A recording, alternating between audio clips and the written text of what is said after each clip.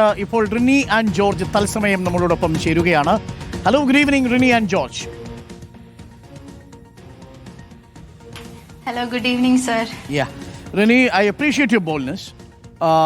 പല സാമൂഹിക മാധ്യമങ്ങളിലും പല നേതാക്കൾക്കെതിരെയും പ്രസ്താവനകൾ വരുന്നുണ്ട്. പാർട്ടിക്കുള്ളിൽ അവ ഒത്തുതീർപ്പാക്കുന്ന സാഹചര്യം പലയിടങ്ങളിലും നമ്മൾ കണ്ടിട്ടുണ്ട്.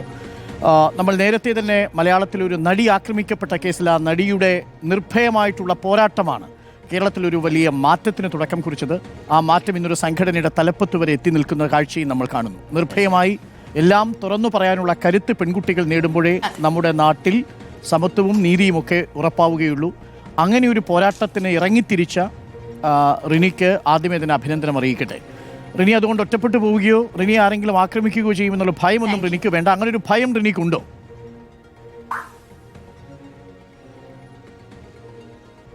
ചെറുതായിട്ടൊരു ഭയമല്ല, സമൂഹം എങ്ങനെ നമ്മളോട് ഇത്തരം പ്രശ്നങ്ങൾ, അതായത് സ്ത്രീകൾ മുന്നിട്ട് വരുമ്പോൾ എങ്ങനെ അത് സമൂഹം കാണും എന്നുള്ളതിനെ കുറിച്ചുള്ള ഒരു ചിന്തയുണ്ട്. ഭയമില്ല. ഭയം ഉണ്ടായിരുന്നെങ്കിൽ തീർച്ചയായിട്ടും ഞാൻ ഇതിന് മുതിരില്ലായിരുന്നു. അപ്പൊ എനിക്ക് ഭയമില്ല. ഞാൻ പറയുന്നത് സത്യസന്ധമാണ് എന്നുള്ളത് കൊണ്ട് തന്നെ എനിക്ക് ആരെയും ഭയക്കേണ്ട കാര്യമില്ല. റിനി പറഞ്ഞതിൽ നിന്നും ഞാൻ മനസ്സിലാക്കുന്നത് BNS-ലെ സെക്ഷൻ 79 പ്രകാരമുള്ളൊരു കുറ്റകൃത്യം ചെയ്ത ഒരു നേതാവിനെ കുറിച്ചാണ് റിനി സംസാരിക്കുന്നത്. അത് നിയമപരമായി പോകണോ വേണ്ടയോ എന്നുള്ളത് റിനിയുടെ മാത്രം തീരുമാനമാണ്. കാരണം നമുക്കറിയാം എങ്ങനെയാണ് പോലീസിൽ പരാതി കൊടുത്താൽ ആ കേസ് മുന്നോട്ട് പോകുന്നത്. അതൊക്കെ ഒരു വളരെ പ്രധാനപ്പെട്ട ചോദ്യമാണ്. പക്ഷേ BNS 79 എന്ന് പറയുന്നത് ഔട്ട്റീച്ചിങ് ദ മൊഡസ്റ്റി ഓഫ് എ വുമൺ, ഒരു സ്ത്രീയുടെ മാന്യതയെ ലംഘിക്കുന്ന തരത്തിലുള്ള വെർബലോ നോൺ വെർബലോ ആയ മെസ്സേജുകൾ അയച്ചു എന്നാണ് ഞാൻ മനസ്സിലാക്കുന്നത്. എന്ന് പറഞ്ഞാൽ റിനി ആൻഡ് ജോർജ് എന്ന സ്ത്രീയുടെ മൊഡസ്റ്റിയെ, ആ മാന്യതയ്ക്ക് ഭംഗമേൽപ്പിക്കുന്ന തരത്തിൽ ഒരു ജനപ്രതിനിധിയായ യുവ നേതാവ് ഇടയ്ക്കിടെ മെസ്സേജുകൾ അയച്ചു. അങ്ങനെയാണോ നമ്മൾ മനസ്സിലാക്കേണ്ടത് റിനി? അതെ, തീർച്ചയായിട്ടും അശ്ലീല സന്ദേശങ്ങളുണ്ടായി. ഇടയ്ക്കിടയ്ക്ക് മെസ്സേജ് അയച്ചു എന്നുള്ളതല്ല, അനാവശ്യമായ സന്ദേശങ്ങളുണ്ടായി. അതെ, ആ സന്ദേശങ്ങളുടെ സ്വഭാവം അശ്ലീല സ്വഭാവമായിരുന്നു. അതെ, തീർച്ചയായിട്ടും. വളരെ നമുക്ക് പബ്ലിക്കലി പറയാൻ പറ്റില്ല. അത്തരത്തില് മോശമായിട്ടുള്ള സന്ദേശങ്ങളാണ് അയച്ചിട്ടുള്ളത്. അതിന് താല്പര്യമില്ല എന്ന് നിരന്തരം പറഞ്ഞതിന് ശേഷവും അത്തരത്തിലുള്ള സന്ദേശങ്ങൾ ഉണ്ടായിട്ടുണ്ട്. ഒരു സ്ത്രീയുടെ മാന്യതയ്ക്ക് നിരക്കാത്ത തരത്തിലുള്ള മെസ്സേജുകളായിരുന്നു അത്. തീർച്ചയായിട്ടും വളരെ ബുദ്ധിമുട്ടിക്കുന്ന തരത്തിലുള്ള സന്ദേശങ്ങളും അതിലുണ്ടായിരുന്നു. ആ മെസ്സേജുകൾ കണ്ടപ്പോൾ റിനി ആൻഡ് ജോർജിന് മാനസികമായി പ്രയാസം ഉണ്ടാവുകയും ചെയ്തു. അതെ, എനിക്ക് പ്രയാസം ഉണ്ടായി. കാരണം ഞാനത് ഇത്രയും ഇതായ ഒരു യുവ നേതാവിൽ നിന്ന് അത് പ്രതീക്ഷിച്ചില്ല. അതുകൊണ്ട് തന്നെ അല്ലെങ്കിൽ അത്രയും പ്രയാസം ഉണ്ടാവില്ലായിരുന്നു. ഞാൻ പ്രതീക്ഷിച്ചില്ല. ഞാൻ വളരെ നല്ലൊരു വ്യക്തിയാണ് എന്നുള്ള. എനിക്ക് തോന്നുന്നു ഇതൊരു 3 വർഷം മുമ്പ് നടന്ന സംഭവമാണോ?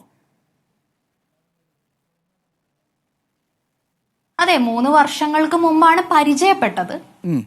അപ്പോൾ ആ സമയത്താണ് ഇത് കൂടുതൽ പ്രശ്നങ്ങൾ ഉണ്ടായിട്ടുള്ളത്. നിങ്ങൾ സുഹൃത്തുക്കളായിരുന്നു റിനി? ഞാൻ തുറന്നു ചോദിക്കുകയാണ്, പറയാൻ കഴിയുന്ന പരിധിയിൽ നിന്ന് റിനി പറഞ്ഞാൽ മതി. തുടക്കത്തിൽ സുഹൃത്തുക്കളായിരുന്നു.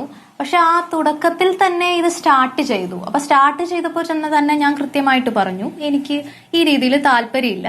സുഹൃത്തെന്നുള്ള നിലയിൽ കുഴപ്പമില്ല, അല്ലാത്ത രീതിയിലുള്ള സംസാരങ്ങളോട് താല്പര്യമില്ല എന്ന് ഞാൻ ആദ്യം പറഞ്ഞു. അതായത് ഒരു സംഘടനയുടെ, യുവജന സംഘടനയുടെ തലപ്പത്ത് അയാൾ പ്രവർത്തിച്ചു തുടങ്ങുന്ന ഘട്ടത്തിലാണ് റിനിയുമായിട്ട് ഈ സൗഹൃദത്തിലാവുന്നത്. അന്ന് റിനി മാധ്യമപ്രവർത്തകയാണ് അല്ലേ? ഞാനന്ന് മാധ്യമപ്രവർത്തക എന്നുള്ള രീതിയിലാണ്. പക്ഷെ ആ വ്യക്തിയെ കുറിച്ച് ഞാൻ കൂടുതൽ അങ്ങനെ പറയുന്നില്ല. എന്തായാലും ഒരു നമ്മളെയൊക്കെ അറിയുന്ന ഒരു സമയത്താണ്, അതായത് അറിയപ്പെട്ടു വരുന്ന ഒരു സമയത്താണ്. അതായത് ഈ നേതാവിനെ കുറിച്ച് പുറം ലോകം അധികം അറിയപ്പെടുന്ന സമയമാണ്. ഞാൻ സ്ട്രെയിറ്റ് ആയിട്ട് ചോദിക്കുന്നുണ്ട് റിനി, കാരണം എന്തെന്ന് വെച്ചാൽ വേട്ടക്കാർ പലപ്പോഴും സമൂഹത്തിൽ മുഖം മൂടിയോടുകൂടി ഇരിക്കുകയോ വേട്ടക്കാരെ കുറിച്ച് പറയാൻ ഭയപ്പെടുകയോ ചെയ്യുന്ന ഒരു സാഹചര്യമുണ്ട്. നമ്മുടെ മുന്നിൽ 2 ഓപ്ഷനാണ്. ഞാൻ സ്ട്രെയിറ്റ് അവേ ചോദിക്കാം. രാഹുൽ മാങ്കൂട്ടത്തിൽ എന്ന് പറഞ്ഞ യുവ നേതാവ് MLA ആവുന്നത് തൊട്ടടുത്ത കാലമാണ്. രാഹുൽ മാങ്കൂട്ടത്തിനെതിരെ പല ആരോപണങ്ങളും സമൂഹ മാധ്യമങ്ങൾ ഉയർന്നിരുന്നു, പലതരത്തിലുള്ള ചർച്ചകൾ നടന്നിരുന്നു. അതിലേക്ക് രാഹുൽ മാങ്കൂട്ടത്തിൽ നിഷേധിക്കുകയാണ് ചെയ്യുന്നത്. ഹൂ കെയേഴ്സ് എന്ന് പറഞ്ഞുകൊണ്ടാണ് രാഹുൽ മാങ്കൂട്ടത്തിൽ അത് നിഷേധിക്കുന്നത്. രാഹുൽ മാങ്കൂട്ടത്തിൽ ഒരു രാഷ്ട്രീയ സംഘടനയുടെ തലപ്പത്തേക്ക് വരുന്നത്, യൂത്ത് കോൺഗ്രസിൻ്റെ തലപ്പത്തേക്ക് വരുന്നത് അടുത്ത കാലത്താണെങ്കിലും അതിനു മുൻപ് തന്നെ അദ്ദേഹം ടെലിവിഷൻ ചാനലുകളിലൂടെ നമുക്കൊക്കെ അറിയാവുന്നയാളാണ്, ടെലിവിഷൻ ചർച്ചകളിലൊക്കെ പങ്കെടുക്കുകയും ചെയ്തിരുന്നു. അപ്പം ഞാൻ സ്ട്രെയിറ്റ് ആയിട്ട് ചോദിക്കുന്നത്, ഈ പേര് രാഹുൽ മാങ്കൂട്ടത്തിലാണെങ്കിൽ അത് പറയുന്നത് കൊണ്ട് റിനിക്ക് ഏതെങ്കിലും നിയമ നടപടികൾ നേരിടേണ്ടി വരും എന്നതാണോ റിനി ഭയക്കുന്നത്? ഞാൻ സ്ട്രെയിറ്റ് ആയി ചോദിക്കുകയാണ്. ഇനി രാഹുൽ മാങ്കൂട്ടത്തിൽ അല്ലെങ്കിൽ അത് ബോൾഡായിട്ട് റിനിക്ക് നിഷേധിക്കാം. കാരണം അങ്ങനെ ഒരു നേതാവിനെ നമ്മൾ പ്രതിക്കൂട്ടിൽ നിർത്താൻ പാടില്ല, സംശയത്തിന്റെ നിഴലിൽ നിർത്താൻ പാടില്ല. അല്ല, ഞാൻ അങ്ങനെ ഭയക്കുന്നില്ല. പക്ഷെ ആ വ്യക്തി ഉൾപ്പെടുന്ന പ്രസ്ഥാനത്തിലെ പലരുമായും വളരെ അടുത്ത സൗഹൃദം ഉള്ളത് കൊണ്ട് തന്നെ ഞാനത് മുതിരുന്നില്ല എന്നുള്ളതാണ്. ഞാൻ ആരുമാണെന്ന് പറഞ്ഞിട്ടില്ല. ചില സമൂഹ മാധ്യമങ്ങളിലൊക്കെ ചില ചിത്രങ്ങളും കാര്യങ്ങളും വരുന്നുണ്ട്. പക്ഷെ ഞാൻ അതിനെ ഇന്ന വ്യക്തി എന്ന് പറഞ്ഞിട്ടില്ല. ആ വ്യക്തിക്ക് ഹൂ കെയേഴ്സ് എന്നൊരു ആറ്റിറ്റ്യൂഡാണ് ഞാൻ പറയുന്നത്. അതായത് ഹൂ കെയേഴ്സ് എന്ന ആറ്റിറ്റ്യൂഡ് അടുത്തിടെ സമൂഹ മാധ്യമങ്ങളിൽ പുലർത്തിയ വ്യക്തി തന്നെയാണ് താങ്കൾ സൂചിപ്പിക്കുന്ന വ്യക്തി. അത് മാത്രല്ല, സ്ത്രീകളുടെ പ്രശ്നങ്ങൾ പറയുമ്പോൾ എല്ലാവർക്കും, അത് ഇന്ന വ്യക്തി എന്നുള്ളതല്ല, പലർക്കും, പല പ്രമുഖരായ വ്യക്തികൾക്കും അല്ലെങ്കിൽ വലിയ മാന്യദേഹങ്ങൾ എന്ന് പറയുന്നവർക്കും ഈ ഒരു ആറ്റിറ്റ്യൂഡാണ് എന്നുള്ളതാണ്.